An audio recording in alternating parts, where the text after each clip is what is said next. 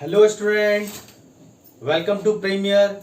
So we are discussing solid state and in the last class we have discussed up to interstitial void. ठीक है, हम लोग कहाँ तक पढ़ लिए थे? इंटरस्टिशियल void तक कंप्लीट पढ़ लिए थे। हम बहुत सारी चीज डिस्कस किए थे कि व्हाट इज इंटरस्टिशियल void, क्या होता है। तो इंटरस्टिशियल void मैंने बताया कि जब हम लोग क्लोज पैक्ड करते हैं किसी भी लेटिस पॉइंट से तो आपका 100% ऑक्यूपाई नहीं कर लेता है, कुछ स्पेस आपका वैकेंट होता है। वो स्पेस जो वैकेंट है in between the touching sphere is known as interstitial void. ठीक है, और इंटरस्टिशियल वॉइड को हम लोग क्लासीफाई किए थे टू टाइप से, प्लेनर वॉइड और नॉन प्लेनर वॉइड। प्लेनर में टू टाइप्स था, एक था आपका ट्रेंगुलर वॉइड और एक था स्क्वायर प्लेनर वॉइड। और इस साइड आपका था नॉन प्लेनर वॉइड में कौन कौन सा, एक tetrahedral void, octahedral void and cubical void. सभी का रेडियस रेशियो आपको हम निकाल के दिखाए थे। तो ट्रेंगुलर वॉइड का आपका रेडियस रेशियो क्या था, small r upon capital R is equal to 0.155। Square planar void के लिए रेडियस रेशियो था small r upon capital R is equal to 0.414। ठीक है, इसके बाद आपका था नॉन प्लेनर वॉइड में टेट्राहेड्रल वॉइड के लिए रेडियस रेशियो था small r upon capital R is equal to 0.225 and octahedral void के लिए रेडियस रेशियो था small r upon capital R is equal to 0.414 and आपके लास्ट जो था क्यूबिकल वॉइड उसके लिए रेडियस रेशियो था small r upon capital R is equal to 0.732। ये मैंने रेडियस रेशियो आपका A to Z अच्छे से समझाया, कैसे ट्रेंगुलर वॉइड बनता है, कैसे आपका स्क्वायर प्लेनर वॉइड बनता है, कैसे आपका ऑक्टाहेड्रल वॉइड बनता है, कैसे टेट्राहेड्रल वॉइड बनता है, कैसे क्यूबिकल वॉइड बनता है and what is planar void, what is non planar void. Planar void को हम लोग 2D वॉइड भी बोल सकते हैं, नॉन प्लेनर वॉइड को 3D वॉइड भी बोल सकते हैं। इस सारे पॉइंट के बारे में हम लोग डिटेल में 1 by 1 करके डिस्कस भी किए थे, कैसे डायग्राम के अकॉर्डिंग दिखाए थे, उसका हम लोग डेरिवेशन भी बताए थे, रेडिएशन सारा कुछ A to Z आपको मैंने डिस्कस कर लिया था। अगर इनमें से कुछ डाउट्स है तो आप डाउट्स भेज सकते हो, विद इन 24 आवर में आपको उसका सॉल्यूशन मिल जाएगा। ठीक है, तो आज का जो टॉपिक है, our today's topic on close packing in crystal. ठीक है, close packing in crystal with the help of lattice, with the help of lattice point बोल सकते हैं। लेटिस पॉइंट्स आइदर एटम्स और मॉलिक्यूल्स और आयंस, इसके हेल्प से हम लोग क्लोज पैकिंग करेंगे। ठीक है, बड़ा इंपॉर्टेंट टॉपिक है क्लोज पैकिंग। और हम लोग क्या करेंगे, लेयर बाय लेयर पढ़ेंगे। पहले हम लोग 1 डायमेंशनल क्लोज पैकिंग करेंगे, फिर 2 डायमेंशनल क्लोज पैकिंग करेंगे, देन हम लोग 3 डायमेंशनल क्लोज पैकिंग करेंगे। ठीक है, और आपको अभी से बता देते हैं कि सॉलिड जो होता है ना 1D होता है ना 2D होता है, वो कैसा होता है, 3D होता है।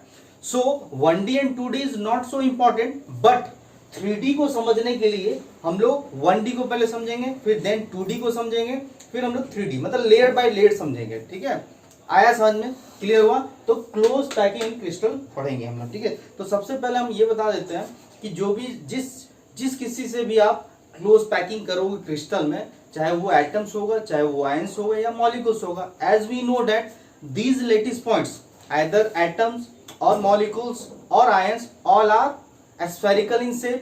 If you arrange the atoms or if you arrange the crystal by the help of atoms or ions or molecules, then what will be the needs, what will be the criteria to closing packing? तो हम लोग क्या करेंगे, close packing करने के लिए सबसे पहले as minimum as possible distance में हम लोग दोनों को रखेंगे। मतलब जितना क्लोजेस्ट रख सकते हैं उतना हम लोग रखने की कोशिश करेंगे, तभी तो आपका क्या बनेगा, एक स्टेबल स्ट्रक्चर बनेगा। आपको पहले ही पता होना चाहिए कि सॉलिड जब बनता है उसमें जो कंस्टिट्यूएंट पार्टिकल होता है वो आपका एक दूसरे से बिल्कुल क्लोज होना चाहिए, as possible, as closer as possible होना चाहिए। ठीक है, ये हम लोग को ध्यान रखते हुए हम लोग क्लोज पैकिंग करना है।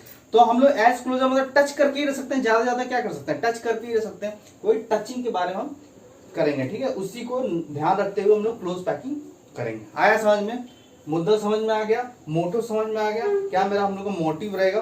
हम लोग डिफरेंट टाइप ऑफ लेटिस में भी इसको थोड़ा सा डिस्कस किए थे, तो उसी का वो थोड़ा सा पार्ट है, एक्सटेंडेड पार्ट है बोल सकते हैं, ठीक है। तो या आप इसको अगर समझना है तो सिंपल है कि ठेले वाले जो संतरे या चीकू या गुआवा या आप एप्पल जो मतलब कि जमा आता है ठेले में, आप देखे होंगे कि सुबह से लेकर शाम तक बेच के चले जाते हैं, सेल करके चले जाते हैं, और उनका देख लो आप फ्रूट्स जो है वो जैसे सुबह था उसी तरह से शाम में एज इट इज उसी तरह से जमा हो रहता है। तो वो क्या करते हैं, वो एक दूसरे को टच करके रखते हैं, ठीक है। इन दिस वे उस तरह से उसका जो अरेंजमेंट होता है वो बड़ा ही स्टेबल और इफिशियंट होता है। आया समझ में? तो सबसे पहले हम लोग क्लोज पैकिंग क्रिस्टल करेंगे। आई होप कि आपको मैंने बोला था कि एनसीईआरटी का 4 पेज आपको बहुत डिटेल में पढ़ना है, जो एनसीईआरटी में दिया होता है 1D close packing, 2D close packing, 3D वाले में बहुत लोग समझ नहीं पाते हैं। आई होप कि हम समझाने की कोशिश करेंगे, क्योंकि 3D जो है इमेजिन नहीं हो पाता है, क्योंकि 3D जो है आपको थोड़ा सा विजुलाइज करना होगा, क्योंकि हम लोग जो प्लेन में दिखाते हैं ये तो प्लेन 2D है, व्हाइट बोर्ड मेरा 2D है। अब it is our limitation to show the 3 dimensional figure in 2 dimensional, it is not possible. तो एक जो डायमेंशन होता है उसको थोड़ा इमेजिन करना पड़ता है, वहां पे बच्चा कंफ्यूज कर जाता है। तो कंफ्यूज करने की जरूरत नहीं है, आप चाहो तो प्रैक्टिकली कुछ ऐसा अरेंजमेंट करो कि आप बॉल ले आओ, बॉल के हेल्प से आप जिस तरह से मैं अरेंजमेंट दिखाऊंगा उस तरह से आप कर करके प्रैक्टिकली भी देखना, तो वो थोड़ा सा ज्यादा क्लियर होगा। आया समझ में? क्लियर हो गया? या मैं कुछ ऐसा 3D एनिमेशन तैयार करता हूं कि और भेजता हूं आप लोग को, कि इससे और जो मैं थ्योरी पढ़ा रहा हूं वो एनिमेशन देखने के बाद और आपका क्रिस्टल क्लियर हो जाए। तो मैं ऐसा कुछ करता हूं और आप लोगों को मैं एनिमेशन बना के ऐसा कुछ मैं भेजता हूं क्लोज पैकिंग के लिए, ठीक है।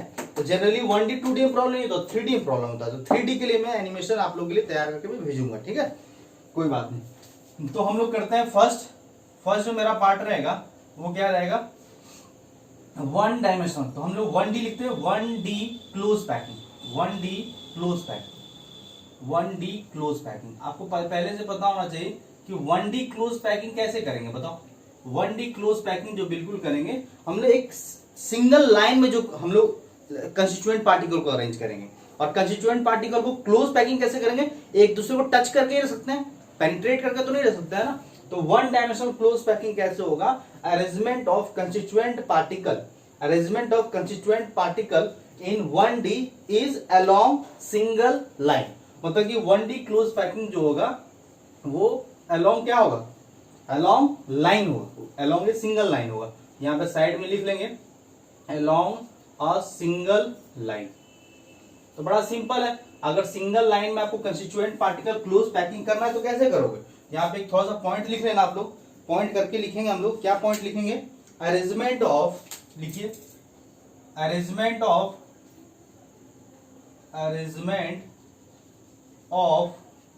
Constituent particle. अब ये कंस्टिट्यूएंट पार्टिकल चाहे आप एटम से ले लो, चाहे आयन से ले लो, चाहे अब मॉलिक्यूल्स लो, all are spherical in shape, जिस तरह से आपका चीकू या संतरा शेप का होता है। Arrangement of constituent particle in 1D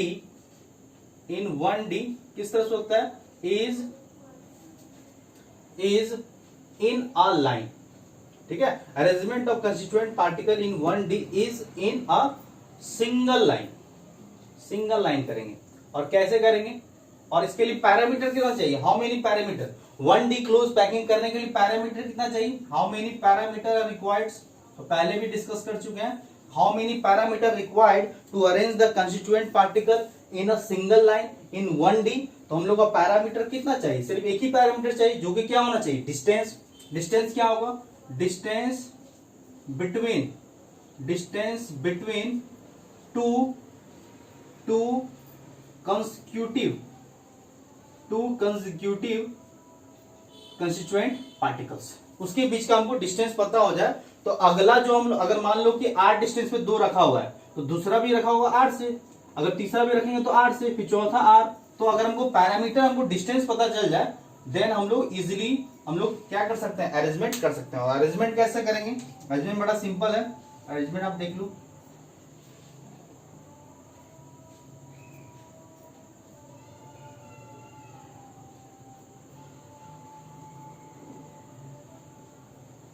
इसी तरह से करते चलेंगे। अगर मान लो कि ये दोनों के बीच का डिस्टेंस आपको चाहिए, अगर 2 कंस्टिट्यूएंट पार्टिकल का या 2 एटम का अगर डिस्टेंस मैं बोल दूं, ये 2 का डिस्टेंस जो है वो कितना है 2r है। तो नेक्स्ट भी कितने डिस्टेंस पे रखोगे 2r ही डिस्टेंस पे रखोगे। नेक्स्ट भी कितने डिस्टेंस पे रखोगे 2r डिस्टेंस पे ही रहेगा। नेक्स्ट भी आपका 2r डिस्टेंस पे रहेगा। नेक्स्ट भी आपका 2r पे रहेगा। इस तरह से अरेंजमेंट होते चले जाएगा। ठीक है, इस तरह से आप वन डायमेंशनली आप अरेंज कर सकते हो कंस्टिट्यूएंट पार्टिकल को इन दिस। बट 1D कुछ ऐसा कोई सॉलिड अरेंजमेंट तो होता नहीं है, ऐसा तो कोई क्लोज पैकिंग है नहीं। अब बताओ कि संतरे को अगर ठेले में एक लाइन में ही अरेंज करो, क्या वो जमा हुआ रहेगा? क्या वो उतना इफिशियंट रह सकता है? क्या वो उतना स्टेबल हो सकता है? नहीं, तो वो उतना इंपॉर्टेंट नहीं है। बट हम लोग को चूंकि पढ़ना है क्लोज पैकिंग हम लोग 3D पढ़ना है, तो लेयर बाय लेयर पढ़ते हुए चलेंगे। 1D क्लोज पैकिंग कैसे होगा ठेले में आप देख सकते हो, यहाँ पे तो समझा देते हैं। 1D क्लोज पैकिंग हुआ कि आप एक एक्सिस में अलोंग एक्स एक्सिस में अरेंज कर दो या अलोंग वाई एक्सिस में अरेंज कर दो, ये हो गया आपका 1D। अब 2D क्या होगा? अब 2D आपका एक्स एक्सिस में भी होगा और वाई एक्सिस में भी होगा। 2D कैसा होगा? 2D आपका एक्स एक्सिस में भी होगा और वाई एक्सिस में भी होगा। यही तो करेंगे। 2D आपका एक्स एक्सिस और वाई एक्सिस दोनों में भी होगा, एक्स एक्सिस में भी होगा और वाई एक्सिस में भी होगा। तो ये 2D क्लोज पैकिंग हो जाएगा। 3D क्या होगा? 3D आपका ऊपर बोर्ड से बाहर भी और बोर्ड से अंदर भी जाएगा, जेड एक्सिस पे या बोर्ड से बाहर समझ लो, तो ये 3D हो जाएगा। तो उस 3D क्लोज पैकिंग को समझने के लिए हम लेयर बाय लेयर हम लोग समझते हैं। ठीक है, थोड़ा सा टेढ़ा मेरा होगा, उसको कॉम्प्रोमाइज कर लेना आप लोग। ठीक है, हो सकता है तो परफेक्ट ना बने सर्कल, बट आप समझ लेना कि कंस्टिट्यूएंट पार्टिकल हम लोग अरेंज किए इन 1D। आया समझ में? क्लियर हो गया। अब सेकेंड पॉइंट, ये इतना इंपॉर्टेंट है नहीं। सेकेंड हम लोग देखते हैं, सेकेंड के लिए है हमारा 2D क्लोज पैकिंग। अब 2D क्लोज पैकिंग क्या होता है बताओ? What do you mean bye 2D close packing? 2D close packing कैसे कर सकते हो बताइए? 2D क्लोज पैकिंग कैसे करेंगे? तो 2D क्लोज पैकिंग जो करेंगे वो अलोंग क्या होगा? अलोंग प्लेन होगा, बोर्ड पे, ठेले पे होगा, ठेले का प्लेन पे एक्स एक्सिस में भी अरेंज करेंगे कंस्टिट्यूएंट पार्टिकल और वाई एक्सिस में करेंगे तो अलोंग प्लेन आ जाएगा। तो 2D क्लोज पैकिंग का जो अरेंजमेंट होगा वो कैसा होगा? अलोंग अ प्लेन होगा। इसकी इस तरह से अरेंजमेंट होगा। हम लोग कह सकते हैं कि अरेंजमेंट ऑफ कंस्टिट्यूएंट पार्टिकल, लिख लेते हैं, एक लाइन लिखेंगे आप इसमें, arrangement of constituent particle in 2D is along a plane, बोल सकते हैं। कैसे लिखेंगे?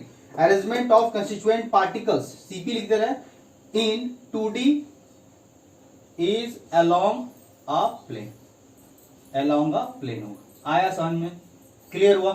अब ये बताओ इसके लिए how many parameters are required to arrange the constituent particle in 2D। कितने पैरामीटर चाहिए? तो केवल हमको 3 पैरामीटर चाहिए। ध्यान रखिए, कितने पैरामीटर चाहिए? 3 पैरामीटर। कौन कौन सा?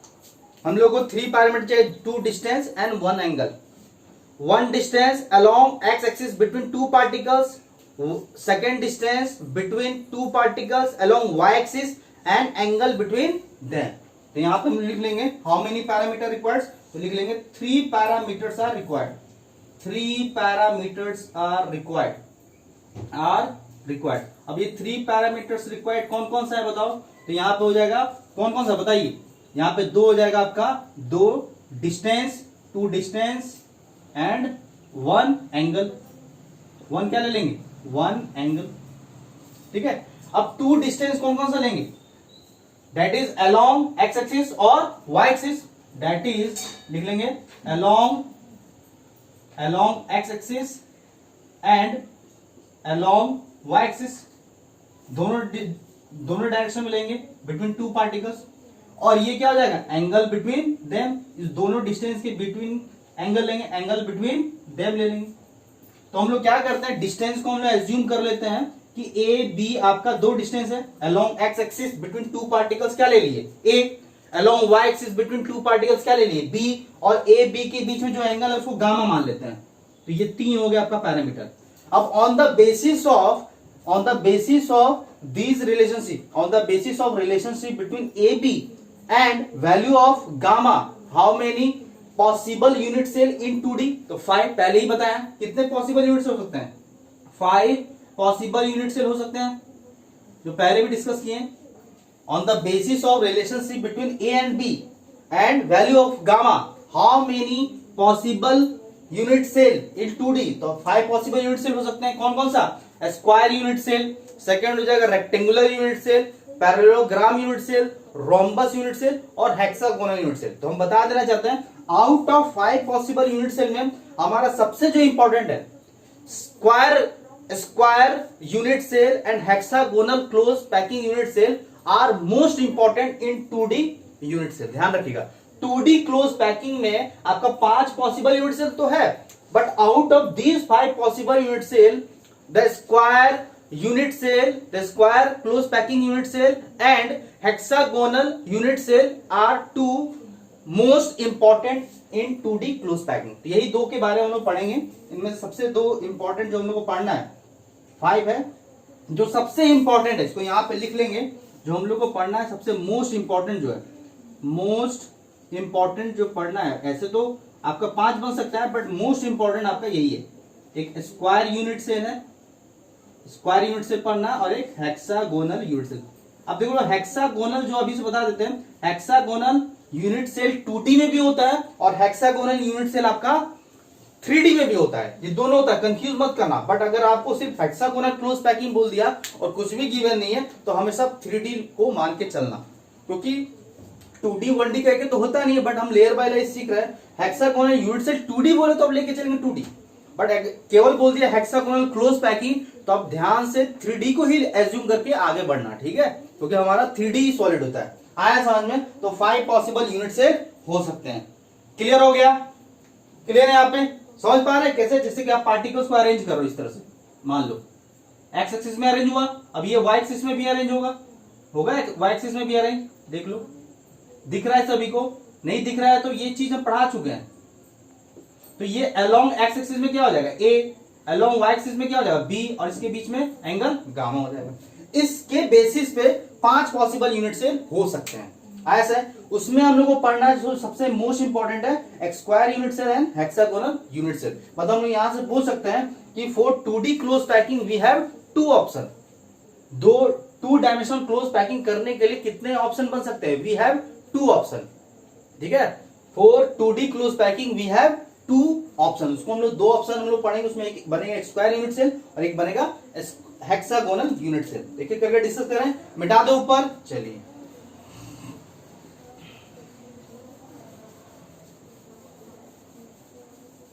तो यहां पे हम लोग लिख लेंगे कि for 2D close packing, for 2D close packing लिखेंगे, for 2D close packing, for 2D close packing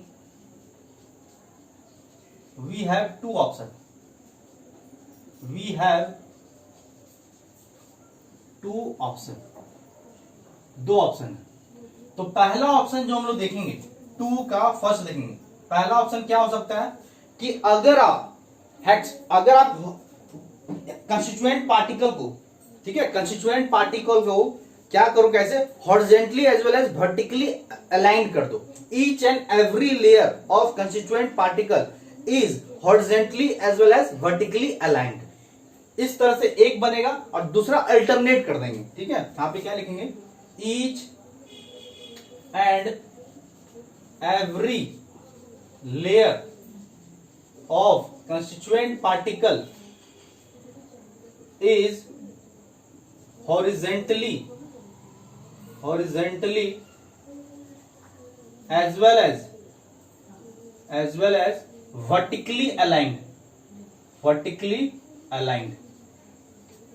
vertically aligned, आया समझ में? क्या फर्स्ट ऑप्शन जो है फॉर 2D क्लोज पैकिंग करने के लिए हमारे पास 2 ऑप्शन है। पहला ऑप्शन है each and every layer of constituent particle is horizontally as well as vertically aligned. इसका क्या मतलब है? इसको मिटाऊं क्या मैं? इसको मिटा देता हूं थोड़ा सा, ठीक है। इसको नोट करते चलेंगे। अभी हम लोग का क्या चल रहा है? सेकेंड केस चल रहा है। कौन सा? 2D क्लोज पैकिंग चल रहा है क्रिस्टल में।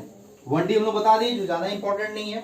2D क्लोज पैकिंग कर रहे हैं, उनमें हमारा 2 ऑप्शन बन सकता है क्लोज पैकिंग करने का। 2 तरीका हो सकता है। क्या 2 तरीका हो सकता है? आइदर आपका हो सकता है 2 ऑप्शन में, पहला each and every layer of constituent particle is horizontally as well as vertically aligned. एक बार हो जाएगा क्या कि each and every layer of constituent particle are alternate horizontally and vertically aligned, alternate way में, ठीक है। तो इसमें देखो कैसे अलाइन करेंगे, देख लो सिंपल है। एक के नीचे एक, जैसे देखो ये पहला 1D हो जाएगा, 1D एक्स एक्सिस में अरेंज कर रहे हैं, दिख रहा है सभी को। तो पहले आप लोग देखेंगे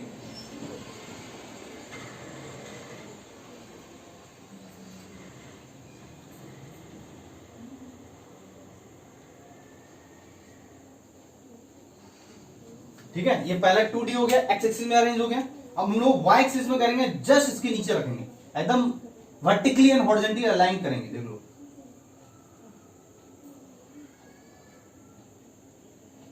दिख रहा है सभी को? इस तरह से हम लोग क्लोजली पैक्ड कर सकते हैं। तो क्लोजली पैक्ड करने के लिए ज्यादा से ज्यादा क्या कर सकते हैं, टच करके ही रख सकते हैं।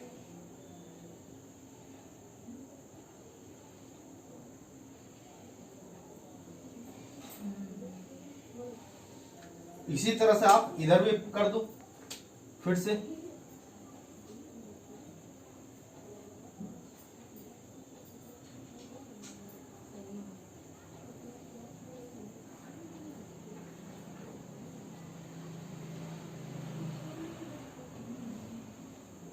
तुम देख रहे हो हॉरिजॉन्टली एंड वर्टिकली हम लोग अलाइन करके रख रहे हैं।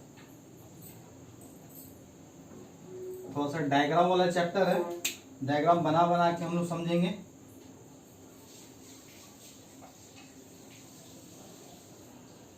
एक दो सर्कल हो सकता है परफेक्ट ना बने, तो आप एज्यूम करके चलना सबका सिमिलर साइन लेके चल रहा है। इस तरह से हम लोग 2D में क्लोज पैकिंग कर सकते हैं। तो ये पहला ऑप्शन कर रहे हैं, जो आपका कंस्टिट्यूएंट पार्टिकल का हर लेयर किस तरह से अरेंज है, आपका हॉरिजॉन्टली एंड वर्टिकली अलाइंड है। जैसे कि आप हॉरिजॉन्टल लाइन ड्रॉ करो, तो आपका हॉरिजॉन्टल लाइन ड्रॉ करोगे तो सारे के सेंटर से क्रॉस करेगा, देख लो सारे का सेंटर से क्रॉस करेगा। इसका सेंटर देख लो, इसका सेंटर, सभी का सेंटर से पास करेगा। अगर आप वर्टिकल लाइन भी ड्रॉ करो तो बिल्कुल आपका सारे कंस्टिट्यूएंट पार्टिकल का एकदम वर्टिकली हर सेंटर से पास करेगा। दिख रहा है सभी को? एक दो सर्कल इधर उधर हो गया है तो इतना परफेक्ट नहीं बना है, बट कोई दिक्कत नहीं, एज्यूम करके चल सकते हो, एज्यूम करके आप चल सकते हो। ठीक है, यहां से हम देख लेते हैं, दिख रहा है सभी को? क्लियर है? अब यहां पे हम लोग समझेंगे, थोड़ा सा ये सर्कल इस साइड बड़ा हो गया है, कोई दिक्कत नहीं है, एज्यूम समझ में आ रहा है। अब देखो यहाँ पे, अब यहाँ पे क्लोज पैकिंग में कौन सा यूनिट सेल है, इसमें कौन सा यूनिट सेल, तो यूनिट सेल होता है क्या, ये किसी भी क्लोज पैकिंग में, किसी भी क्लोज पैकिंग क्रिस्टल में हम लोग देखेंगे कि वो सबसे छोटा यूनिट सेल, जिसको बार बार रिपीट करने से आपका क्या मिले, बार बार रिपीट करने से आपका पूरा क्रिस्टल क्या हो जाए, तैयार हो जाए 2D का। ये तो 2D है। तो हम यहाँ पे क्या देख रहे हैं कि हम लोग क्या करते हैं, सारे के सेंटर को हम लोग क्या करते हैं, सारे के सेंटर को हम लोग मिला देते हैं, सारे के सेंटर को मिला देते हैं। अब सारे के सेंटर को मिलाने पे, अब देख रहे हो सारे के सेंटर नहीं मिलाएंगे हम लोग, तो क्या बन रहा है, ये स्क्वायर बन रहा है। अब ये स्क्वायर को बार बार रिपीट करो, बार बार रिपीट करो तो क्या बनेगा, ये पूरा तैयार हो जाएगा नहीं। अब चारों तरफ तैयार करो, बार बार रिपीट करते चलो, ये तो पूरा तैयार हो जाएगा। देख लो ये पूरा क्रिस्टल तैयार हो जाएगा। तो हम लोग कह सकते हैं कि ये जो यूनिट सेल बना है, ये क्लोज पैकिंग जो बना है, इस यूनिट सेल को हम बोल सकते हैं, ये this is square unit cell. इसको हम लोग क्या बोल सकते हैं, स्क्वायर यूनिट सेल बोल सकते हैं। क्यों स्क्वायर यूनिट सेल बोलेंगे, और ये स्क्वायर यूनिट सेल कैसा है, प्रिमिटिव है या नॉन प्रिमिटिव है। प्रिमिटिव क्या होता है कि प्रिमिटिव में हर एक लेटिस पॉइंट कंस्टिट्यूएंट पार्टिकल केवल कॉर्नर पे मिलना चाहिए। देखो कॉर्नर पे है ना, देख लो कॉर्नर पे, इसको हम लोग साइडेड कर देते हैं। क्या कॉर्नर पे नहीं दिख रहा है, सारे कॉर्नर पे ही दिख रहा है ना, सेंटर पे कोई आ रहा है क्या, सारे कॉर्नर पे, देख लो कॉर्नर पे। हम लोग बोल सकते हैं ये this is primitive unit cell. यहां पे स्क्वायर यूनिट सेल एक और बनता है, देख लो अब, जैसे कि अगर हम सारे के सेंटर को ऐसे मिलाएं, देख लो सारे के सेंटर को हम लोग ऐसे मिलाते हैं, सारे के सेंटर को इस तरह से तो काइट के शेप की तरह मिलाते हैं, तो हम क्या देख रहे हैं कि ये भी मेरा स्क्वायर यूनिट सेल है, ये भी स्क्वायर यूनिट सेल है। क्यों, क्योंकि ये भी देखो यहाँ पे स्क्वायर यूनिट सेल कैसे बोले हम, अगर ये आर है तो ये भी तो आर होगा, अगर ये आर है तो ये भी तो आर होगा, दो एटम टच कर रहा है तो आर आर की डिस्टेंस होगा, ये भी आर होगा, ये भी आर होगा, ये भी आर होगा और ये भी आर होगा। तो क्या डिस्टेंस दिख रहा है, सभी साइड्स का एज लेंथ कितना हो रहा है, ए 2r के बराबर हो रहा है। यहां भी देख लो आप, अब टच करके देख लो, ये भी आपका एज लेंथ सेम होगा, ये भी एज लेंथ सेम होगा, ये भी एज लेंथ सेम होगा, ध्यान रखिएगा। ठीक है, तो ये भी मेरा क्या है, एक आपका स्क्वायर यूनिट सेल है, this is also square unit cell. But इस स्क्वायर यूनिट सेल को हम लोग प्रिमिटिव बोलेंगे क्या? नहीं, ये प्रिमिटिव नहीं होगा। क्यों? क्योंकि प्रिमिटिव क्या होता है कि कॉर्नर में तो है ही लेटिस पॉइंट, साथ साथ सेंटर पे भी है, देख लो साथ साथ आपका सेंटर पे भी है, इसलिए इसको हम लोग नॉन प्रिमिटिव यूनिट सेल बोलेंगे। क्या बोलेंगे? नॉन प्रिमिटिव यूनिट सेल बोलेंगे, नॉन प्रिमिटिव यूनिट्स बोलेंगे। मतलब यहां पे 2D क्लोज पैकिंग में आपका कैसा मिल रहा है, कौन सा यूनिट सेल मिल रहा है? स्क्वायर यूनिट सेल मिल रहा है। एक प्रिमिटिव भी मिल रहा है as well as non primitive भी मिल रहा है, ध्यान रखेंगे। अब यहाँ पे हम लोग बात करते हैं, यहाँ पे वॉइड कैसा है, वॉइड कैसा दिख रहा है? ये जो वॉइड आपको दिख रहा है, ये वॉइड कौन सा है? इस वॉइड को हम लोग बोल सकते हैं कि ये आपका square planar, square planar, square planar 2D void बोल सकते हैं, स्क्वायर प्लेनर 2D वॉइड बोल सकते हैं। कैसे बनता है स्क्वायर प्लेनर 2D वॉइड? जब यहाँ पे जो वॉइड बना है, ये वॉइड आपको कितने, ये वॉइड कितने स्क्वायर, कितने स्फीयर को टच कर रहा है? 4 स्फीयर को टच कर रहा है। और यही तो डेफिनेशन था स्क्वायर प्लेनर 2D वॉइड का, the void is form by touching 4 sphere. जब 4 स्फीयर को टच करने पे जो वॉइड बनता है, देखो यहाँ पे वॉइड है, ये भी तो वॉइड है, यहाँ पे जो भी वॉइड दिख रहा है वो वॉइड कैसा है? Square planar void. कोऑर्डिनेशन, और देखो ये भी स्क्वायर यूनिट सेल, भी छोटा यूनिट सेल है, इसको बार बार रिपीट करो तो पूरा क्रिस्टल तैयार नहीं हो जाएगा। आप इसको रिपीट करके देख सकते हो, देख लो रिपीट करके। अगर आप इसको रिपीट करो, आप सभी को रिपीट करके देखो, यहाँ पे बाहर भी कर दे रहा है, तो देखो सारा आपको रिपीट करने पे आपका एक आपका क्या तैयार हो जाएगा? रिपीट करते जाओ तो आपका पूरा तैयार हो जाएगा, पूरा ये यूनिट सेल तैयार हो जाएगा। देखो ठीक है, तो ये भी मेरा स्क्वायर यूनिट सेल है और ये भी स्क्वायर यूनिट सेल है, बट एक प्रिमिटिव एक नॉन प्रिमिटिव है। वॉइड कैसा मिल रहा है? स्क्वायर प्लेनर 2D वॉइड, क्योंकि ये वॉइड जो बन रहा है बाय टचिंग 4 स्फीयर। अगर हम कोऑर्डिनेशन नंबर की बात करें तो किसी भी स्फीयर को पकड़ के देख लो। अगर मान लो इसी स्फीयर को हम जो साइडेड कर रहे हैं, अब इसी को चेक कर लो, ये स्फीयर कितने को टच कर रहा है? देखो तो ये इधर टच कर रहा है, ये इधर टच कर रहा है, 1 2 ऊपर 3 और नीचे 4 टच कर रहा है ना, ऐसे देख लो नंबरिंग कर दे रहे हैं। ये 1 को टच किया, ये 2 को टच किया, ये 3 को टच किया और ये 4 को टच किया, मतलब कोऑर्डिनेशन नंबर इसका कितना हो रहा है? 4। तो ये सब हम लोग बारीकी से हम लोग क्या करेंगे, उसका पॉइंट बाय पॉइंट हम इसका निकालेंगे, ठीक है, ध्यान रहेगा। तो सबसे पहले हम लोग क्या करते हैं, इसका यूनिट सेल, इसका यूनिट सेल कैसा आ रहा है, मिल रहा है हम लोग को, एक एक करके पॉइंट बनाए हम लोग। यहाँ पे हम लोग पॉइंट बना के लिखते हैं। हम लोग अगर यूनिट सेल की बात करें, ये यूनिट सेल हम लोग कैसा मिल रहा है? स्क्वायर क्लोज पैकिंग है, इसको हम लोग क्या बोल सकते हैं? This is square close packing, this is square close packing. क्यों स्क्वायर क्लोज पैकिंग बोले भाई? Why this type of packing is called square close packing? Why? Because their unit cell, their repeating unit cell is square. इसका जो repeating unit cell है square है, इसलिए इसको हम लोग स्क्वायर क्लोज पैकिंग बोल सकते हैं। क्या? This type of packing is known as square close packing because repeating unit cell in the crystal is square, primitive as well as non-primitive. तो इसको हम लोग क्या बोल सकते हैं? Square close packing, because the repeating unit cell is square, primitive as well as non primitive. यहां बोल देंगे, यहाँ पे यूनिट सेल क्या है इसका?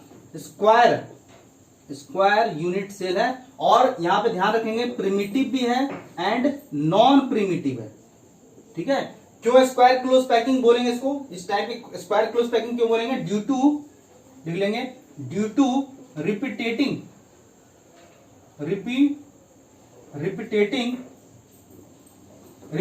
यूनिट सेल इज स्क्वायर, ठीक है। स्क्वायर में प्रिमिटिव और नॉन प्रिमिटिव दोनों है, ध्यान रखिएगा, ठीक है, दोनों टाइप का है। आया समझ में? पहला पॉइंट। दूसरा पॉइंट की अगर हम बात करें, इसका हम लोग क्या निकाल लेते हैं कि जेड, रैंक, नंबर ऑफ, तो इस साइड लिखते हैं, यहां पे जेड निकाल लेते हैं। जेड मतलब क्या होता है? Z, what do you mean by Z? Z होता है number of, effective number of atom per unit cell. Z मतलब क्या होगा? जेड हम लोग निकालेंगे, यहाँ पे जगह नहीं बन रहा है फिर भी लिखते हैं, effective number of atom per unit cell, हम लोग ये निकालेंगे दूसरा पॉइंट। तो इसका हम लोग दूसरा पॉइंट निकालते हैं, यहां पर हम लोग लिखते चलते हैं, ठीक है। जगह नहीं मिल रहा है तो जगह बनाना होगा हम लोग को। एक मिनट, यहां पे ये समझ में आ गया यूनिट सेल कैसा है? स्क्वायर है। यहां पे देखते हैं, ये कॉपी कर लिए क्या? इसको मिटा दें, कॉपी कर लिए, इसको मिटा देते हैं, क्यों है, देख लेते हैं यहाँ पे जगह बना के। देखिए सेकेंड पॉइंट है हमारा जेड। जेड मेरा क्या होता है, what do mean by Z? Z आपका number of effective number of atoms, लिखेंगे क्या? Effective number of atoms, effective number of atom per unit से, ये निकालना है हम लोग को। तो हम लोग यहां पे दो केस लेके चलेंगे, प्रिमिटिव का अलग से और नॉन प्रिमिटिव के लिए अलग से। अब ये बताइए, प्रिमिटिव वाला शेप दिख रहा है आप लोगों को? प्रिमिटिव वाला शेप देखो यहां पे, तो प्रिमिटिव वाला में आप देखोगे सिर्फ कहां पे दिख रहा है? प्रिमिटिव वाला का अगर पिक्चर बना दें, प्रिमिटिव वाला का पिक्चर देखो कैसा बन रहा है, केवल आपका कॉर्नर पे ही आ रहा है, देख लो, केवल कॉर्नर पे ही आ रहा है, देख लो ऐसे करके दिख रहा है, केवल आपका कॉर्नर पे। ये प्रिमिटिव है, प्रिमिटिव का केवल आपका कॉर्नर पे आ रहा है, देख लीजिए, सिर्फ केवल कहां पे आ रहा है? कॉर्नर पे, ध्यान से देख लीजिए। प्रिमिटिव वाले का आप पिक्चर देखोगे काट के, अगर हम दिखाएं आपको तो देख लो, प्रिमिटिव वाला का कुछ ऐसे बनेगा, केवल कॉर्नर पे आएगा। और कॉर्नर वाला जो है, कॉर्नर पे जो आपका स्फीयर आ रहा है, जो कंस्टिट्यूएंट पार्टिकल आ रहा है, स्फीयर नहीं बोलेंगे, जो अभी आपका कंस्टिट्यूएंट पार्टिकल आ रहा है वो कितना पार्ट आ रहा है? 1/4 पार्ट आ रहा है। 1 बाई कितना आ रहा है? 4 पार्ट बोल सकते हैं। कितना आ रहा है? 1/4, क्योंकि 90 है ना, 360 तो 360 अपॉन 90 कितना हो जाएगा? 4, तो 4th पार्ट आ रहा है। नॉन प्रिमिटिव वाले केस में देखेंगे, नॉन प्रिमिटिव वाला केस देख लो, ये वाला नॉन प्रिमिटिव केस। तो नॉन प्रिमिटिव में क्या हो रहा है कि हम नॉन प्रिमिटिव को थोड़ा सीधा करके भी बना दें या टेढ़ा करके भी बना दें तो कोई दिक्कत नहीं है। इस तरह से कुछ बन रहा है, पिक्चर देख लो, तो कुछ ऐसे बन रहा है, देख लीजिए, कुछ यहां पे बन रहा है, कुछ ऐसे और कुछ ऐसे, और बीच में आपका एक बड़ा सा आ रहा है, देख लो। तो देख रहे हो यहाँ पे आपका कॉर्नर पे भी आ रहा है और साथ साथ आपका सेंटर पे भी आ रहा है। तो यहाँ पे अगर प्रिमिटिव का अगर हम जेड निकालें, प्रिमिटिव का अगर हम जेड निकाल के दिखाएं आपको, प्रिमिटिव का जेड देखो कैसे निकलेगा कि आपका देखो कॉर्नर पे कितने एटम है? 4, और कॉर्नर वाला कितना कंट्रीब्यूट कर रहा है? ये कॉर्नर 4 पे आ रहा है ना, 4 पे कॉर्नर पे है, और कितना कंट्रीब्यूट कर रहा है? हर एक कॉर्नर वाला जो आपका कंस्टिट्यूएंट पार्टिकल वो कितना कंट्रीब्यूट कर रहा है? 1/4। तो इसका total number of effective number of atoms per unit cell क्या हो जाएगा? प्रिमिटिव स्क्वायर यूनिट सेल का प्रिमिटिव वाले केस में 1 आएगा, नॉन प्रिमिटिव वाले केस में क्या होगा जेड बताओ? इसमें भी कॉर्नर 4 आ रहा है, 4 कॉर्नर पे आ रहा है, बट वो कितना कंट्रीब्यूट कर रहा है? ये भी 1/4 कंट्रीब्यूट कर रहा है, ये भी जो कंट्रीब्यूट कर रहा है वो कितना पार्ट कर रहा है? 1/4 कर रहा है। देखो ये भी तो 90 डिग्री है, ये भी तो आपका 90 डिग्री है, 1/4 प्लस एक सेंटर पे भी आ रहा है, एक आपका कहां पे भी आ रहा है? एक आपका सेंटर पे भी आ रहा है, सेंटर, सेंटर लिखते हैं, सेंटर पे आ रहा है, इंटू वो 1 ही करेगा, तो कितना आ गया इसका? 2।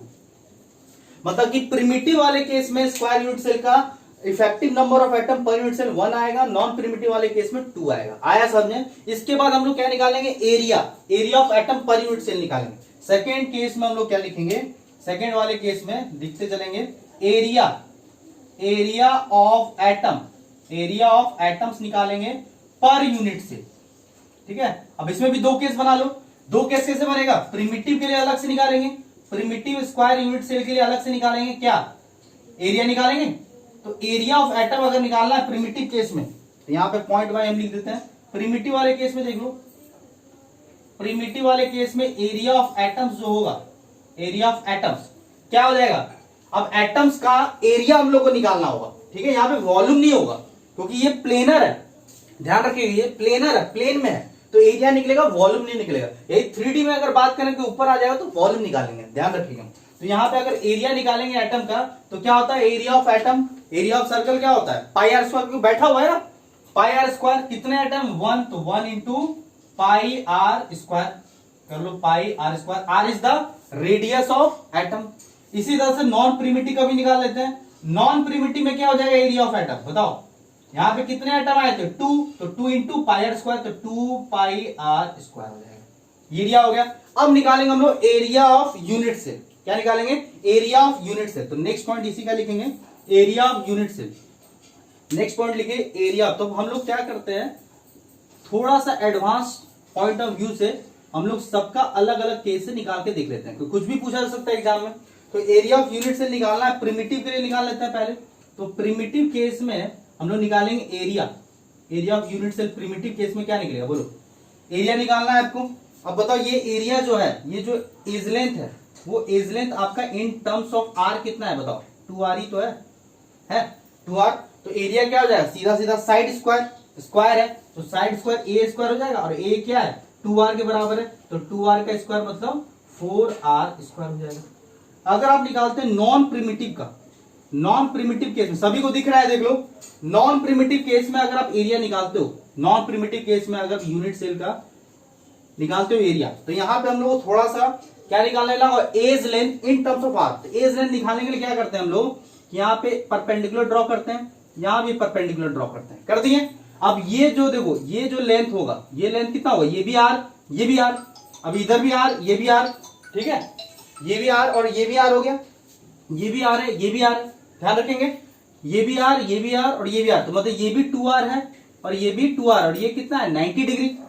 देख रहे हो आप लोग, दिख रहा है आप लोगों सभी को, ये मेरा कितना आया 2r और ये मेरा कितना आया 2r, ये मेरा कितना आया 2r, ठीक है। तो ये 2r, ये भी 2r आया, तो इसका आप निकाल सकते हो पाइथागोरस लगा के, कितना आ जाएगा 2r का स्क्वायर प्लस 2r का स्क्वायर का रूट अंडर, तो कितना हो जाएगा बोलो, इसका आप निकालोगे तो हो जाएगा 4r square plus 4r square का स्क्वायर रूट, तो 8r स्क्वायर, r बाहर, तो कितना आ जाएगा, एज लेंथ जो आ जाएगा वो एज लेंथ आपका ए स्क्वायर के बराबर होगा, और यहाँ पे एज लेंथ जो आएगा, यहाँ पे सीधा से लिख देते हैं, एज लेंथ जो आएगा 2√2r आएगा, 2√2r आएगा, इसका स्क्वायर कर देते हैं, तो क्या हो जाएगा 2√2r का स्क्वायर, तो कितना हो जाएगा बोलो, 4 2 जा, यहाँ पे देखो 4 हो जाएगा, √2 का स्क्वायर 2 हो जाएगा, मतलब 8r स्क्वायर। तो area of non primitive case में 8r square, area of unit cell primitive case में 4r स्क्वायर। अब एरिया निकाल लिए, सब कुछ निकाल लिए, अब हम लोग देखते हैं कोऑर्डिनेशन नंबर, एक पॉइंट हम लोग कोऑर्डिनेशन नंबर भी लिख लेते हैं, ठीक है। आई होप कि इतना आप नोट कर लिए होंगे। आगे बढ़े, मिटाए थोड़ा सा, चलो मिटा भी लेते हैं, मिटाते हैं आप लोगों को, कॉपी करते चलेंगे, फिगर हम लोग मिटा नहीं रहे, सिर्फ हम लोग ये पॉइंट नोट कर रहे हैं, ठीक है। अगर हम बात करें थोड़ा सा कोऑर्डिनेशन नंबर की बात करें, तो कोऑर्डिनेशन नंबर अभी क्लियर दिख रहा है, कितना कोऑर्डिनेशन नंबर है 4। किसी भी स्फीयर को ऑब्जर्व करके देख लो कितने को टच कर रहा है, 4 कैसे टच कर रहा है, ये टच कर रहा है 2 + 1 + 1, 2 कहां पे, सेम प्लेन में, सेम लाइन में, सेम लाइन में बोल सकते हैं, सेम लाइन में, सेम लेयर में बोल देते हैं, सेम लेयर, और एक आपका अपर लेयर में टच कर रहा है और एक आपका बॉटम लेयर में, दो आपका सेम लेयर पे टच कर रहा है, एक आपका अपर लेयर में टच कर रहा है और एक आपका बॉटम लेयर में टच कर रहा है, इस तरह से कोऑर्डिनेशन नंबर है।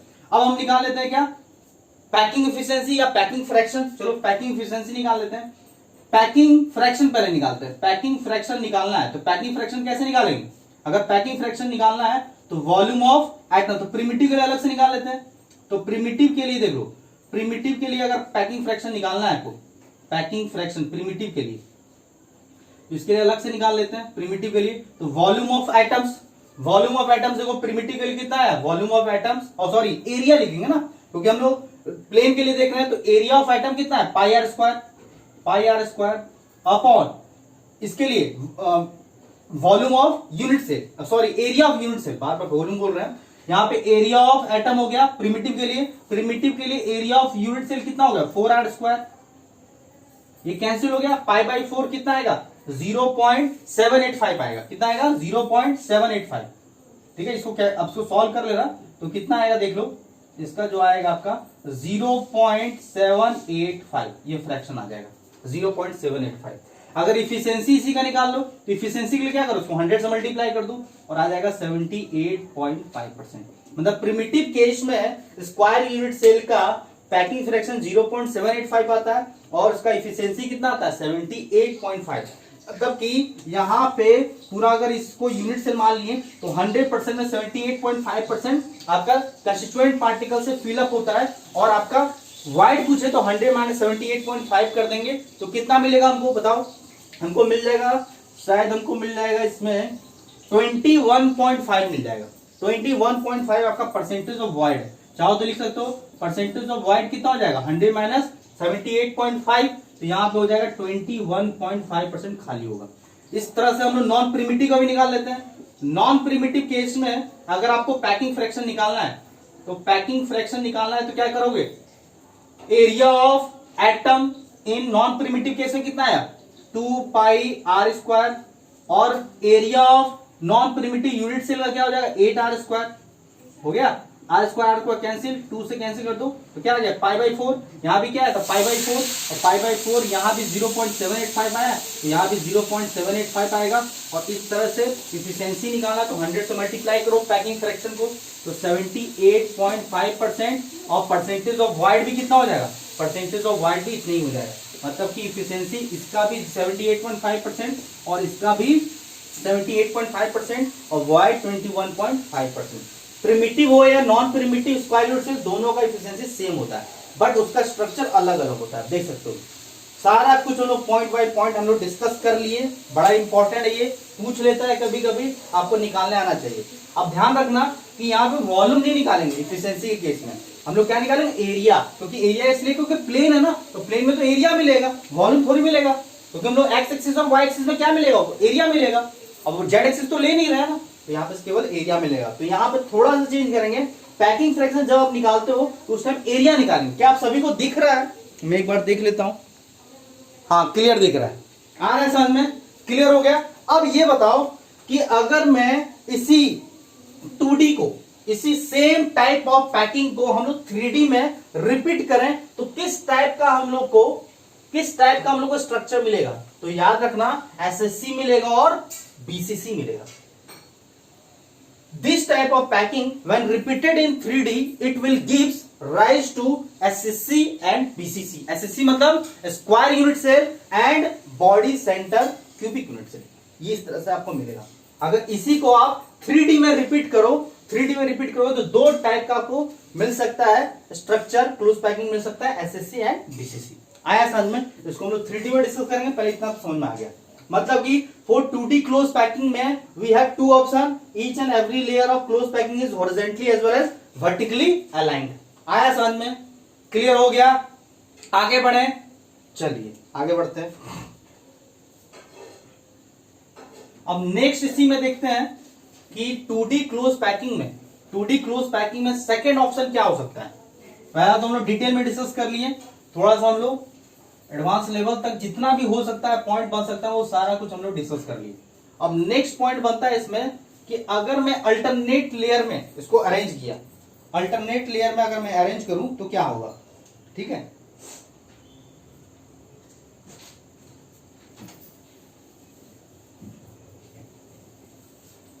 लिखेंगे सेकेंड ऑप्शन इसी में,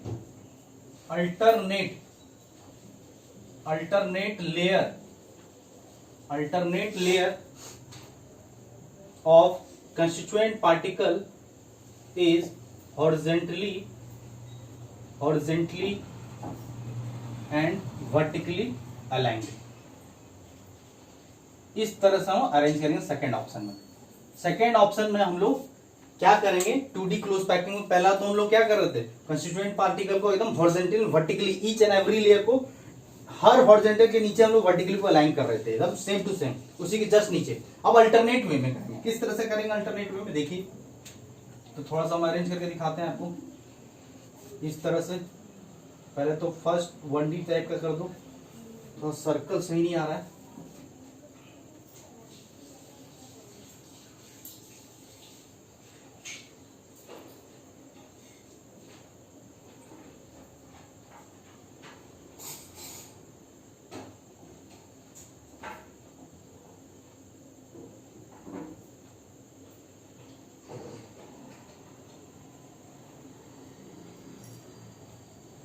ठीक है, अब इसके नीचे करो।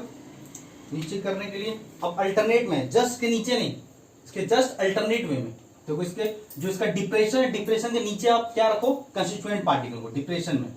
तो डिप्रेशन में ऐसे करके डालो, ऐसे डालते चले जाओ।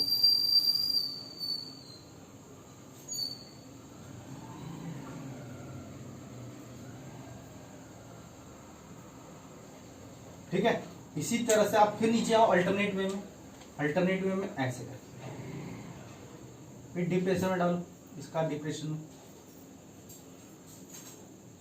दिख रहा है आप लोगों को। इस तरह से आपको अरेंज करना है। तो ये अरेंजमेंट थोड़ा सा डिफरेंट हो जाएगा अर्लियर वन से। फिर से आप क्या करोगे, जब फोर्थ लेयर डालो फिर डिप्रेशन में डालो।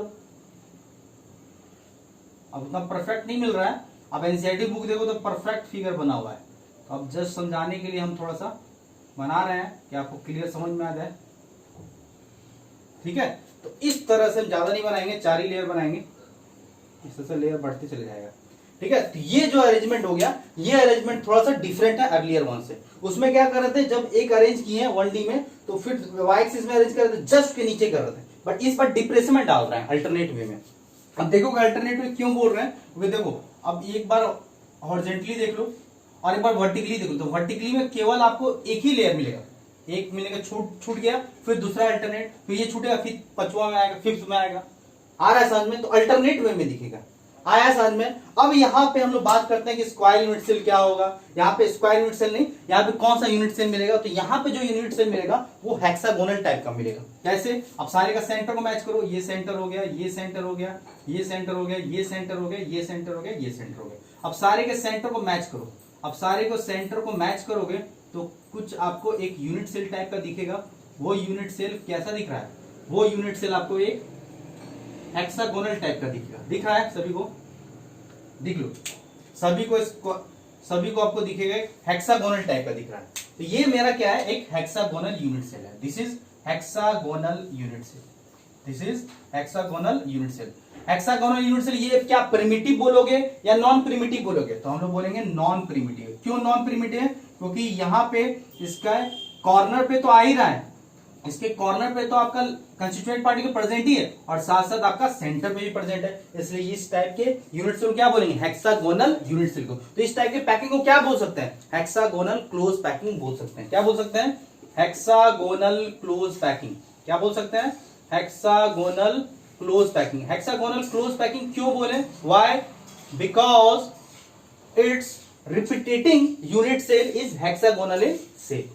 क्यों बोलेंगे, ड्यू टू रिपीटेटिव या repeating unit cell is hexagonal.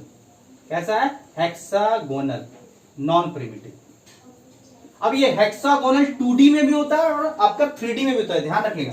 Hexagonal close packing जो है ये आपका 2D है, और ये भी बता देते हैं ये 3D होता है, 3D भी होता है। ठीक है, बट अगर आपको कहीं एग्जाम में हेक्सागोनल क्लोज पैकिंग लिखा हुआ है और कुछ भी मेंशन नहीं है तो हमेशा आप 3D मान के चलेंगे। 2D एक्चुअल होता नहीं है, बट पढ़ने के लिए हम लोग लेयर बाय लेयर पढ़ रहे हैं, तो हमेशा 3D कंसीडर करके चलेंगे, ध्यान रखेंगे। अब यहाँ पे बताओ, अगर हम बात करें यहाँ पे कि एक तो हेक्सागोनल क्लोज पैकिंग बात कर लिए, दूसरा बात करते हैं वॉइड। वॉइड की बात करें तो यहाँ पे वॉइड देखो क्या दिख रहा है, वॉइड दिख रहा है, ये वॉइड मेरा, ये मेरा वॉइड है, ये मेरा वॉइड है। तो वॉइड मेरा किस टाइप का दिख रहा है, इसको बोलते हैं ट्रायंगुलर वॉइड। दिख रहा है, एकदम ट्रायंगुलर शेप में दिख रहा है, ट्रायंगुलर वॉइड दिख रहा है, ये triangular void, triangular void. But यहाँ पे ट्रायंगुलर वॉइड जो है ना वो भी 2 टाइप का है, एक पॉइंटिंग डाउनवर्ड और एक पॉइंटिंग अपवर्ड। देख लो, पॉइंटिंग अपवर्ड है, देख लो, ध्यान से देखिए आप लोग, पॉइंटिंग अपवर्ड है, एक पॉइंटिंग डाउनवर्ड है। अब देख लो, ये पॉइंटिंग अपवर्ड है, पॉइंटिंग अपवर्ड है, और पॉइंटिंग डाउनवर्ड भी है। मतलब पॉइंटिंग डाउनवर्ड को डॉट टाइप का लिखते हैं, ये डॉट टाइप मिला हमको, डॉट टाइप। और जो पॉइंटिंग अपवर्ड है उसको क्रॉस टाइप कर दें, cross type, cross type, cross type मिल रहा है। और पॉइंटिंग अपवर्ड को क्रॉस टाइप कर दो और पॉइंटिंग डाउनवर्ड को हम लोग क्या कर देते हैं, डॉट टाइप। मतलब हम लोग को 2 टाइप का वॉइड मिल रहा है, 2 टाइप का वॉइड एक ही है। वॉइड देख लो आप, जो आपको वॉइड दिख रहा है, वॉइड कैसा दिख रहा है, ये वॉइड, ये वॉइड या ये वॉइड, कोई वॉइड, ये किस टाइप का वॉइड दिख रहा है हम लोगों को, ट्रायंगुलर वॉइड दिख रहा है। ट्रायंगुलर वॉइड कैसे बनता है, ट्रायंगुलर वॉइड 2D वॉइड है ना, 2D वॉइड है। ट्रायंगुलर वॉइड हम लोग कैसा दिख रहा है, ये ट्रायंगुलर वॉइड बनता है the void which is form by touching 3 square. क्या 3 स्क्वायर टच करके नहीं मिल रहा है, कैसे बनता है ट्रायंगुलर वॉइड, जब ये ऐसे करके ये वॉइड आपस में तीनों वॉइड टच होता है तो यहाँ पे जो वॉइड मिलता है वो वॉइड आपका ट्रायंगुलर वॉइड है। तो क्या आपको नहीं दिख रहा है, तो ये क्या हो सकता है, 2 तरीके का बन सकता है ट्रायंगुलर वॉइड, एक आपका पॉइंटिंग अपवर्ड और एक हो सकता है पॉइंटिंग डाउनवर्ड। अब पॉइंटिंग डाउनवर्ड कैसे बनेगा, जब आप थोड़ा सा 2 स्फीयर को नीचे रखो और एक स्फीयर को ऊपर रखो, इस बार जो दिखेगा आपको ये आपको पॉइंटिंग डाउनवर्ड दिखेगा। तो 2 टाइप का बन सकता है, दैट इज 2 टाइप हो सकता है। एक हो सकता है आपका डॉट टाइप और एक हो सकता है आपका और क्रॉस टाइप। बोल सकते हैं। तो पॉइंटिंग अपवार्ड वाला को जो दिए हैं वो क्या हो गया, पॉइंटिंग अपवार्ड। ये पॉइंटिंग क्या है, पॉइंटिंग जो अपवार्ड है वो मेरा क्या हो गया, क्रॉस टाइप। और डॉट टाइप को हम लोग क्या बोल देंगे, पॉइंटिंग डाउनवर्ड। एक क्लियर तरीके से समझ में आ गया, आया समझ में। अगर हम थोड़ा सा कोऑर्डिनेशन नंबर की बात करें तो किसी भी स्फीयर को पकड़ के देख लो, अगर इसी स्फीयर को चेक करके देख लो, देखो आपका ऊपर में टच कर रहा है सेम लेयर में 1 2, ऊपर में 3 4 और डाउन लोअर लेयर में देख लो 5 6, मतलब एक स्फीयर से 6 स्फीयर टच कर रहे हैं। जो टच करते हैं इसका क्या होगा, इसका कोऑर्डिनेशन नंबर हो जाएगा आपका 6। आया समझ में। तो ये सब पॉइंट आपको ध्यान से लिखेंगे हम लोग एक एक करके। तो सबसे पहले हम लोग लिखते हैं यूनिट सेल। तो यूनिट सेल बताओ इसका क्या हो जाएगा, यूनिट सेल, इसका यूनिट सेल होगा आपका हेक्सागोनल यूनिट सेल होगा, hexagonal unit cell, non primitive. Shape भी बता दिए, शेप देख लो कट करके निकाल लेंगे। दूसरा हम लोग निकालेंगे हेक्सागोनल यूनिट सेल, उसके बाद हम लोग निकालेंगे इसका जेड। जेड क्या होता है, effective number, effective number of atom, effective number of atom, effective number of atom per unit cell निकालेंगे। हम लोग निकाल रहे हैं, कैसे निकालेंगे तब देख लो। इसका शेप आप देखोगे तो कुछ इस तरह से दिखेगा, ऐसे दिखेगा। अब हर एक कॉर्नर पे आपका देख लो, हर एक कॉर्नर पे आपका क्या है, कंस्टिट्यूएंट पार्टिकल, और सेंटर में भी है, देख लो सेंटर में भी पूरा पूरा है। अब इसका जेड निकालना है तो कॉर्नर पे आपका कितना है, कॉर्नर पे आपका 6 है, कॉर्नर पे आपका 6 है। और कॉर्नर वाला कितना कंट्रीब्यूट कर रहा है, तो इसको समझना बड़ा इंपॉर्टेंट है। कॉर्नर वाला जो है वो आपका 3 कंट्रीब्यूशन होगा, या कॉर्नर वाला जो है कितना कंट्रीब्यूट कर रहा है, 3 यूनिट से कंट्रीब्यूट कर रहा है। तो अपने में कितना पार्ट आएगा, 1/3। या ऐसे भी समझ सकते हो, ये जो एंगल है, ये एंगल कितना है, ये एंगल आपका 120 है।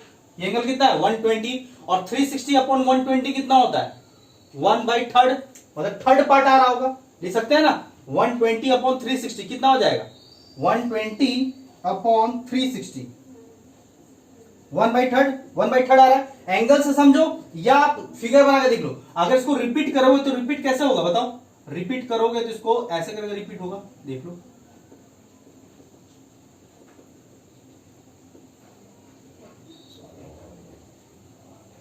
ये पहला रिपीट हो गया, ऊपर ले गया तो एक दूसरा रिपीट होगा आपका इस तरह से। रिपीट करें अगर हम,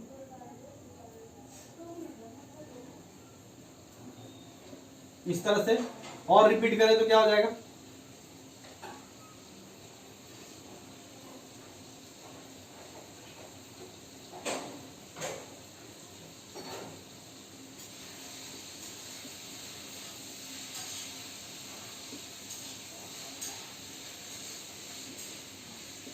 इस तरह से होगा। देखो रिपीट करते चल जाओ।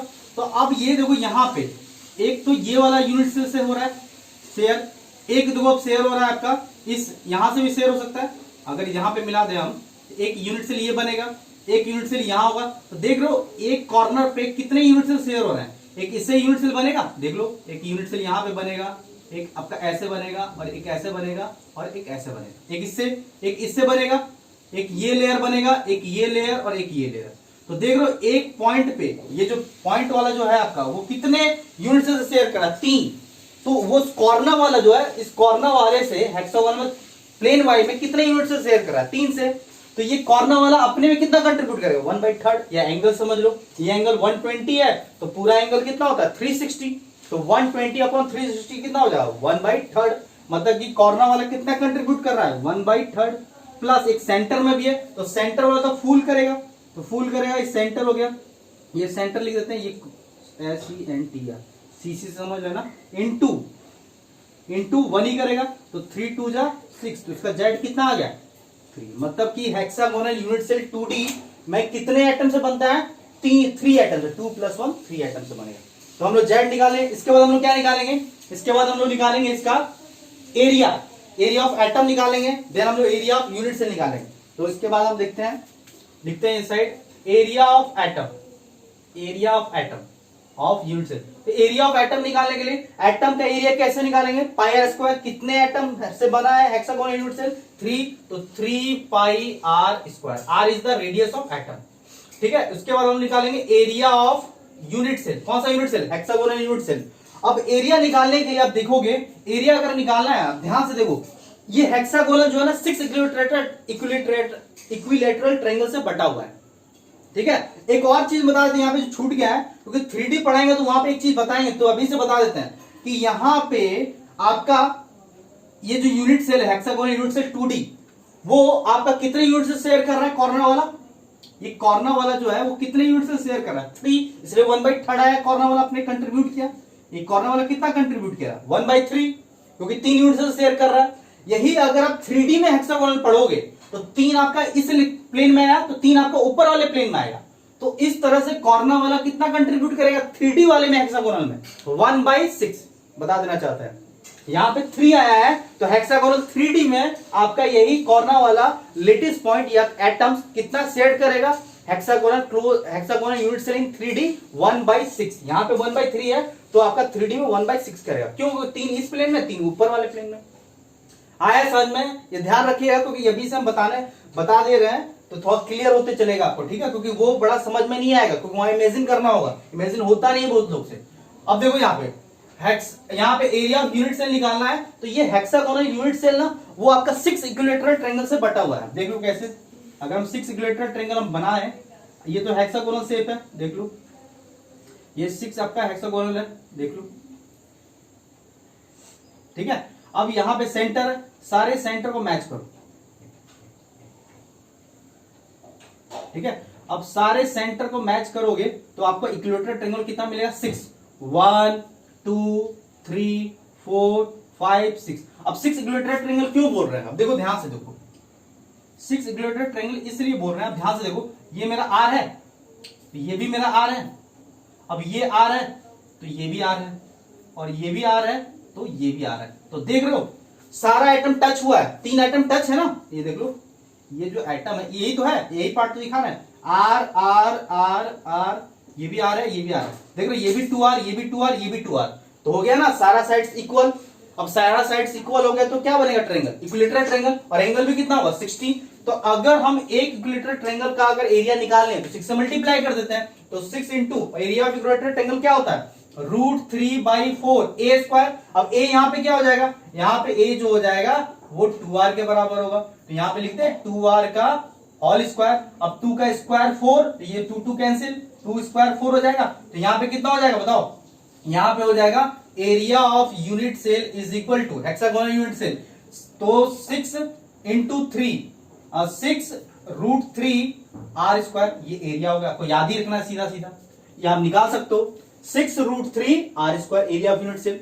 अब एरिया निकालें तो क्या पैकिंग फ्रैक्शन निकाल सकते हैं या पैकिंग एफिशिएंसी, तो पैकिंग एफिशिएंसी ईटा जो है वो कैसे निकालेंगे, ईटा निकालते हैं area of atom, area of atom कितना है 3πr स्क्वायर अपॉन नीचे कितना है area of unit cell, hexagonal unit cell 6 √3R square into 100।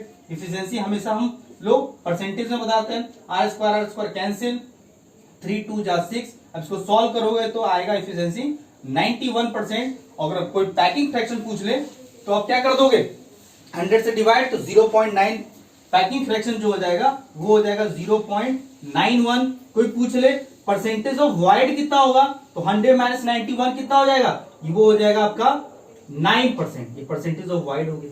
आया साथ में, तो देख लो कितना जबरदस्त का पैकिंग एफिशिएंसी है।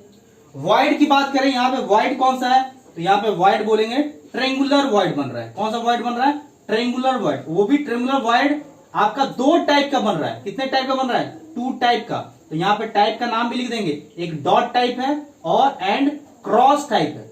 डॉट टाइप को हम लोग क्या कर दिए, पॉइंटिंग डाउनवर्ड, इस तरह से बना है पॉइंटिंग डाउनवर्ड, और क्रॉस टाइप आपका कैसा बना है, पॉइंटिंग अपवर्ड। ये भी ध्यान रखेंगे, 2 टाइप का। कोऑर्डिनेशन नंबर की अगर बात कर रहे हैं तो कोऑर्डिनेशन नंबर कितना है इसका बताओ, कोऑर्डिनेशन नंबर आपका 6 है, 2 + 2 + 2 6 है। कैसे बना है, 2 + 2 + 2, 2 आपका सेम लेयर पे, 2 आपका अपर लेयर में और 2 आपका बॉटम लेयर में, बोल सकते हैं BL।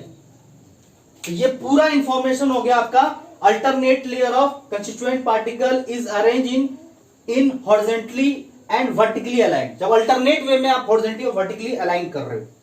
अब देखो प्रीवियस जो हम बनाए थे स्क्वायर क्लोज पैकिंग और ये था आपका हेक्सागोनल क्लोज पैकिंग, उसके बीच में कंपेयरिंग करो कौन सा सबसे ज्यादा इफिशियंट आपका पैकिंग है, ये इफिशियंट पैकिंग है या स्क्वायर क्लोज पैकिंग आपका जो है ज्यादा इफिशियंट है। तो आप कंपेयरिंग करोगे, यहाँ पे पैकिंग इफिशिएंसी 91 आ रहा है और प्रीवियस वाले में कितना आ रहा था 78.5%। तो ज्यादा कवर कौन किया है, कौन अपने एटम से पूरा कवर कर रखा है, ऑक्यूपाई किया हुआ है, मैक्सिमम स्पेस कौन ऑक्यूपाई किया हुआ है, ये आपका हेक्सागोनल क्लोज पैकिंग इफिशिएंसी से ही पता चल रहा है। मतलब ज्यादा इफिशिएंट आपका कौन सा है, हेक्सागोनल क्लोज पैकिंग। तो कभी पूछ लेता है कि स्क्वायर क्लोज पैकिंग 2D और हेक्सागोनल क्लोज पैकिंग 2D में कौन ज्यादा इफिशिएंट है, तो हम लोग बोलेंगे हेक्सागोनल। क्यों, क्योंकि the packing efficiency of hexagonal close packing is 91% and the packing efficiency of square close packing of 2D is 78.5%। आगे समझ में क्लियर हो गया। अब यहाँ पे एक एक पॉइंट हम लिखते चलेंगे कि alternate layer of constituent particle is arranged horizontally as well as vertically align. अगर हम लोग अलाइन करें, अरेंज करेंगे तो 3D में इसको अगर रिपीट करें, if this type of packing is repeated, when repeated in 3D it will gives either CCP और HCP क्लोज पैकिंग। अगर इसी को रिपीट करो 3D में अगर ले जाओ, 3D में अगर लेते चले जाओ तो आपका दो टाइप का बन के निकलता है। एक आपका CCP जिसको बोलते हैं क्यूबिक क्लोज पैकिंग, वही मेरा इक्विवेलेंट टू FCC होता है, and HCP that is hexagonal close packing in 3D not 2D। तो एक अरेंजमेंट को हम लोग टाइप देते हैं AB टाइप और एक को लिखते हैं हम लोग ABC टाइप पैकिंग बोलते हैं। आया समझ में, क्लियर हो गया। तो नोट करोगे आप लोग, तो कॉपी कीजिए, यहां पे कॉपी कीजिए। बहुत हम लोग डिटेल में बात कर रहे हैं। आई होप कि 2D तक आपको डिटेल में क्लियर हो गया हो। 3D में आप जो दो पेज है, जो अरेंजमेंट आपका बताया है 3D से, तो 3D से जो स्टार्ट हुआ है एनसीईआरटी बुक में, कम से कम आप लोग से रिक्वेस्ट है, I am requesting to all of student कि you have to read from 3 dimensional close packing from NCERT book. और एक बार ना पढ़े, कितना एटलीस्ट 5 टाइम्स को पढ़े, क्योंकि एक बार में आपको समझ में आने वाला है नहीं, क्योंकि वही आपका थोड़ा सा डिफिकल्ट पार्ट आता है इस चैप्टर का, जो बहुत लोग कंफ्यूज करते हैं, समझ में नहीं आता है। और समझ में इसलिए नहीं आता है क्योंकि वो 3D है, 3D को थोड़ा सा विजुलाइज करना बड़ा इंपॉर्टेंट है। कॉपी कर लिए, आगे बढ़े। अब एक दो पॉइंट हम समझा देते हैं इसमें, एक दो पॉइंट हम क्या समझाना चाहते हैं यही समझेंगे आप लोग। तो सबसे पहले पॉइंट हम यहां पे लिख देते हैं कि अगर आप square close packing square close packing 2D को अगर आप रिपीट करो, when it is repeated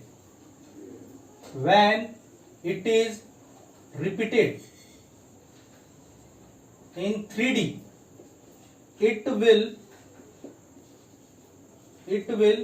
gives rise to SCC and BCC।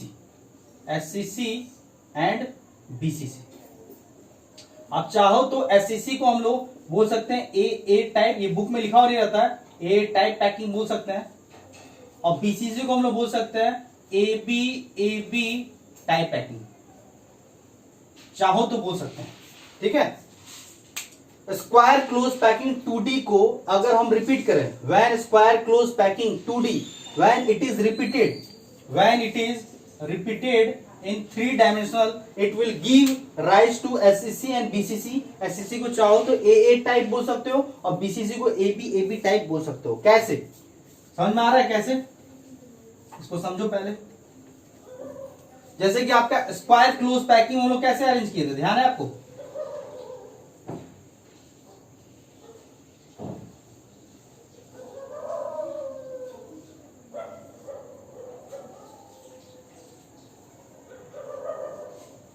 ऐसे था, ये था मेरा क्या स्क्वायर क्लोज पैकिंग। अब क्या करो, जो जेड एक्सिस में आपको स्फीयर डालना है, इसके जस्ट ऊपर डालते चले जाओ,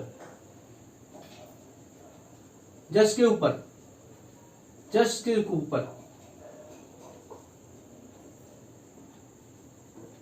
इसके जस्ट ऊपर डालते चले जाओ, सुपर इंपोज हो जाएगा। तो इससे जो मिलने वाला है ना वो SCC मिलेगा, एक के ऊपर एक आएगा, एक के ऊपर एक। तो वो कैसे बनता है SCC, ध्यान है आपको। SCC जो बनता है आपका कुछ ऐसे बनता है, देख लो, ये आपका कुछ ऐसे बनता है। अब इसके ऊपर ये आ गया, इसके ऊपर ये आ गया, इसके ऊपर ये आ गया और इसके ऊपर ये आ गया। तो चारों आपस में टच है और 4 के ऊपर है, तो एससीसी इस तरह से बनेगा। तो आप नीचे वाले लेयर को ए बोल दो, तो ऊपर वाला भी लेयर सेम टाइप का, तो ए बोल दो। फिर थर्ड लेयर भी क्या हो जाएगा, ए टाइप। फिर फोर्थ लेयर भी क्या हो जाएगा, इक्विवेलेंट, उसके ऊपर डालते चल जाओ, तो ए टाइप बोल सकते हैं। और ए बी टाइप कैसे बोलेंगे, नीचे वाले को अगर आप ए बोल दो, नीचे वाले को अगर ए टाइप बोलते हो, तो ऊपर वाले को यहां पे रखो, इसके ऊपर या इसके ऊपर, ऐसे करके इसके ऊपर, इसके ऊपर देख लो, इसके ऊपर, इसके ऊपर जहां पे आपका स्क्वायर प्लेनर वॉइड बन रहा है उसके ऊपर रख देते हैं। और थर्ड जो लेयर बनेगा, तो ये अलग नहीं हो गया, ये जो नीचे वाला जो लेयर है उससे तो एकदम बिल्कुल अलग दिख रहा है, उसको बी दे दो। और थर्ड लेयर जो डालेंगे फिर इसके ऊपर, फिर से इसके ऊपर, फिर से इसके ऊपर, फिर से इसके ऊपर, मतलब इक्विवेलेंट टू फर्स्ट लेयर। मतलब ए जो है आपका फर्स्ट लेयर है, ये मेरा सेकेंड लेयर है, और ए फिर से इक्विवेलेंट टू फर्स्ट हो जाएगा, इक्विवेलेंट टू क्या हो जाएगा, फर्स्ट हो जाएगा। ए जो है आपका फर्स्ट लेयर है, बी जो है वो आपका बिल्कुल थोड़ा सा अलग हो गया, और फिर से थर्ड लेयर जो देना है इक्विवेलेंट टू आपका फर्स्ट लेयर डालना है, तो उसको भी ये बोल सकते हैं। जो फिर फोर्थ लेयर डालेंगे इक्विवेलेंट टू सेकंड लेयर डालेंगे, जैसे इसका पैकिंग क्या हो जाएगा, ए बी टाइप, और ये क्रिएट हो जाएगा बीसीसी की तरह। ठीक है, अगर पूरा उसी के ऊपर सुपर इंपोज करते चले जाओ, उसी के ऊपर जस्ट रखते चले जाओ, इसके ऊपर रखते चले जाओ, ठीक है, तो वो हो जाएगा एसएससी टाइप, ए टाइप पैकिंग हो जाएगा, क्योंकि कोई चेंजिंग नहीं आया लेयर में। नीचे वाला लेयर भी आपका ए टाइप था, सेकंड लेयर भी उसके ऊपर ही डालो सेम टाइप का, तो ए लेयर। थर्ड भी एकदम इक्विवेलेंट टू आपका फर्स्ट सेकंड की तरह है, वो ए भी ए टाइप हो गया, उसको बोलेंगे ए टाइप, या बीसीसी को बोल देंगे ए बी टाइप। आया समझ में, क्लियर हो गया। तो ये पॉइंट हो गया हमारा स्क्वायर क्लोज पैकिंग के लिए। फिर हम लोग बात कर लेते हैं hexagonal close packing. Hexagonal close packing की अगर हम बात करें, हेक्सागोनल क्लोज पैकिंग की अगर बात करें 2D में, इसको अगर आप रिपीट करो, when it is repeated in 3D, when it is repeated, when it is repeated in 3D, it will give rise to लिखेंगे आप लोग CCP एंड HCP ये 3D वाला है, ध्यान रखिएगा। और ये CCP जो है, ये CCP को हम लोग इक्विवेलेंट टू FCC भी बोल सकते हैं। और ये CCP कैसा होगा, ABC टाइप पैकिंग टाइप, और HCP को हम लोग नाम देंगे AB टाइप पैकिंग। ठीक है, तो CCP जो बनेगा वो ABC टाइप पैकिंग, मतलब फर्स्ट लेयर, सेकेंड लेयर और थर्ड लेयर तीनों ही अलग टाइप का लेयर होगा। फिर जो फोर्थ लेयर डालोगे इक्विवेलेंट टू फर्स्ट हो जाएगा, फिर फिफ्थ डालोगे वो इक्विवेलेंट टू सेकंड हो जाएगा, फिर जो सिक्स्थ डालोगे वो इक्विवेलेंट टू थर्ड हो जाएगा, वो रिपीट होते चले जाएगा, और वो ABC टाइप पैकिंग बनेगा, CCP बन जाएगा, FCC टाइप का होगा। और HCP जो बनेगा 3D में वो AB टाइप पैकिंग होगा। तो इसको हम लोग डिटेल में पढ़ेंगे हम लोग, क्योंकि यही पढ़ना, यही इंपॉर्टेंट है। इसमें आपका स्ट्रक्चर और सारा कुछ हम लोग पढ़ेंगे, ध्यान रखेंगे। और यहाँ पे एक और बात ध्यान रखेंगे, जब स्क्वायर क्लोज पैकिंग बता रहे थे, तो वहां पे आपका क्या हो गया था, वहां पे आपका वॉइड हम लिखना पॉइंट छूट गया था, तो लिख लेना वहां पे कौन सा वॉइड बनेगा, स्क्वायर प्लेनर वॉइड। और इफिशियंट कौन सा है, तो लिख लेना एक पॉइंट कि hexagonal close packing 2D is more efficient than square close packing 2D। Why, तो लिख लेना इफिशियंसी 91 है, उधर 78.5% है। तो आप क्या करो, यहाँ पे यहाँ तक समझ के रीड करके रीडिंग कर लो यहाँ तक, ठीक है, क्योंकि इसके बाद हम लोग 3D में पहुंचने वाले हैं। ठीक है, क्लोज पैकिंग जो हम लोग कर रहे हैं क्रिस्टल में, हम लोग 3D क्लोज पैकिंग करेंगे, और 3D क्लोज पैकिंग में ये वाला पार्ट करेंगे। ये वाला होता है इंपॉर्टेंट नहीं, ये तो समझ में आ गया होगा आपको, ये पार्ट करेंगे, ये इंपॉर्टेंट है। तो इसके लिए आप 2 पेज 3D जो स्टार्ट हुआ इसको आप अच्छे से 5 टाइम्स कम से कम पढ़ेंगे। आया समझ में, तो क्लियर होगा, क्योंकि यही डिफिकल्ट पार्ट बच गया है, बाकी ऑलमोस्ट ये चैप्टर कंप्लीट हो गया है। ठीक है, आया समझ में, जितना भी आपका प्रैक्टिकल टाइप का ध्यान रखेंगे। तो इसको रिवाइज करो, रीडिंग करो, जो डाउट होता है पूछिए, ठीक है, सोल्यूशन मिलेगा। तो आज के लिए थैंक यू।